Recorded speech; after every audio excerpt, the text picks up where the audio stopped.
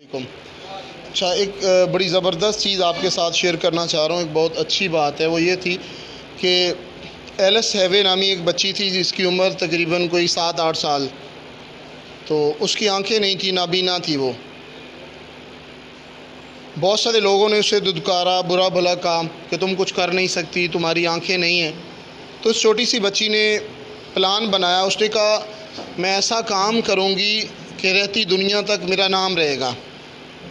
تو لوگوں نے کہا کہ تمہاری تو آنکھیں ہی نہیں، تم کچھ بھی نہیں کر سکتی. اس بچی نے کیا کیا کہ نابینا بچوں کے لیے ایسی کتابیں بنائیں، جیسے لکڑی کے حروف بنوائے. ایک کتاب بنائی، اس کے اوپر الف سے لے کے زیڈ تک لکڑی کے حروف بنوائے اور اسے کتاب کی شکل دی، جس کی وجہ سے آج لاکھوں نابینا بچے تعلیم یافتہ ہیں. یعنی اگر آپ نے کچھ کرنا ہے تو آنکھیں دیکھیں اس بچی کی نہیں، وہ اتنا بڑا کارنامہ سر انجام اس نے دیا.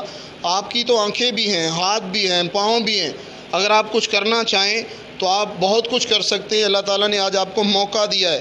اس بچی نے بغیر آنکھوں کے اتنا بڑا کام کیا. ہماری آنکھیں ہیں، سب کچھ ہونے کے باوجود ہم قسمت اور حالات کا رونا رو رہے ہیں.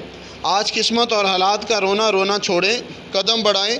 دنیا میں سب سے مشکل کام سٹیپ لینا ہے، قدم اٹھانا ہے. ہم پلان بہت بناتے ہیں، پروگرام بہت بناتے ہیں، لیکن ہم قدم نہیں اٹھاتے. دنیا کا سب سے مشکل کام ہے سٹیپ لینا، قدم اٹھانا. آج کوشش کریں، اگر آگے بڑھنا ہے تو قدم اٹھائیں، چلنا شروع کریں. جب آپ قدم اٹھائیں گے، سٹیپ لیں گے، آپ کا سفر کم ہونا شروع ہو جائے گا. ایک دن آئے گا انشاءاللہ کامیابی کا صحرا آپ کے سر ہوگا. اللہ حافظ.